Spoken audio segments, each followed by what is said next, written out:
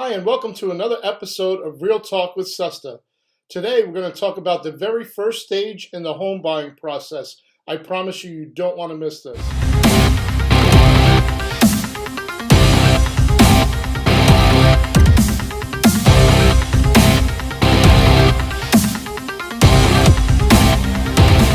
Okay, so let's get into it. So the very first step in the home buying process is one that many people either fail to do or forget to do, and that's plan.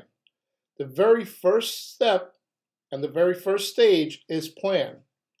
You need to have a plan when you're thinking about buying one of the biggest purchases you'll ever make in a lifetime. So I'm going to give you 4 key tips on what you need to do in planning for your home buying process. So number one, the first thing you need to do is research. You need to research online and figure out what type of home and where you would like to live and you feel comfortable in living.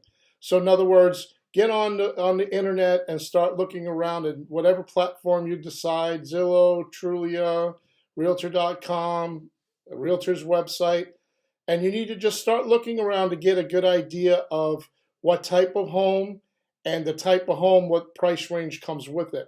And you have to be realistic and keeping in mind that your first home is probably not going to be your last home.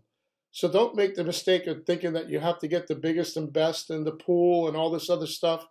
What you need to figure out is to find a suitable home for you at this point in, or this stage in your life, and get in that home and start creating some equity.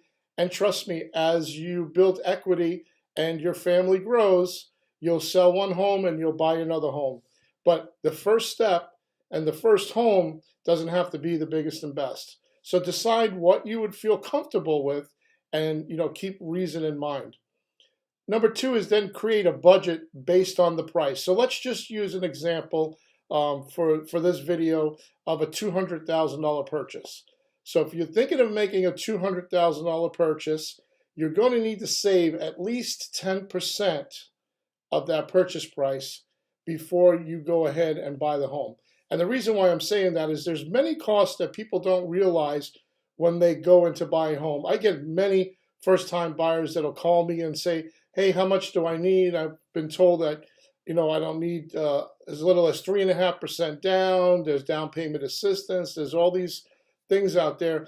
But the bottom line is, yes, you can get an FHA loan for 3.5% down, but there's also closing costs involved that people don't take into account. There's home inspection fees, there's appraisal costs, there's moving costs. So I always suggest that you at least have 10% of the purchase price saved up and ready to go for when you go to make your purchase. Does that make sense? So once you have researched what you want, you base a budget on that amount of money, and then the next thing you're going to do is start saving. However you want to save that. Let's say, for example, and you can budget, put away $50 a week or $100 a week. Whatever it takes, you just have to be consistent with it. You can't do it today and then say, well, tomorrow I'll do this, and when I get my income tax check, I'll do this. If you just devise a plan to say, okay, every week I'm going to put away X amount of dollars, it'll add up really quick. So you need to stick to that plan. So whatever that budget is, let's say you have a 2-year plan and you want to save $20,000, that's $10,000 a year. Break it down to the month, the week, however you feel comfortable, but start saving that money. Like I said, you have down payment, you have closing costs, you have home inspection fees, and you have moving costs. And you also don't want to go into a house poor without any money. Believe it or not, there's so many things that come up when you first buying a house that people don't think of. Curtains and trash cans and lawnmower, and there's so many things that come up. So trust me, it sounds like 20,000 or 10% is a lot, but before you know it, it's gone.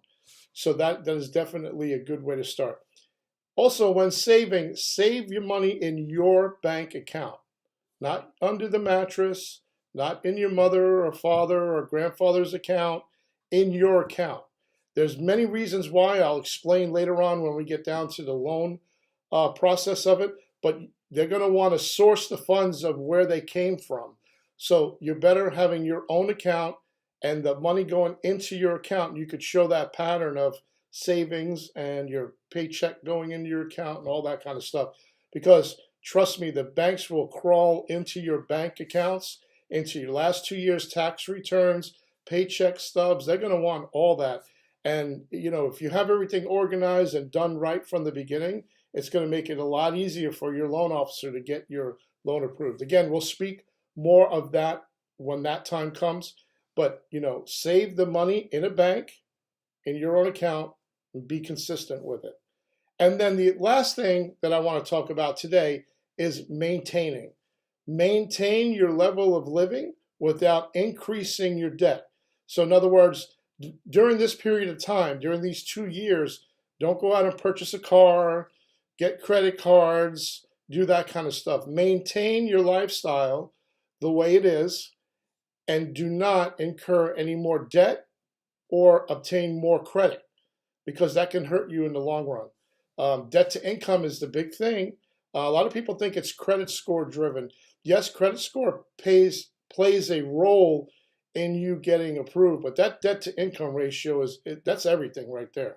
So you don't want to accrue a lot of debt when you're going to buy a house. So maintain what you've got for that period of time, whether it's a year, 2 years, 5 years, whatever it is.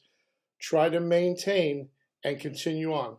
So I hope that helps. And if you have any questions at all that you'd like for me to discuss or go in depth with you on this subject, give me a call or a text at 772-285-8702. And I'd love to sit down and talk to you and talk about this planning stage, because this is very, very important. Most people skip this whole stage of the game.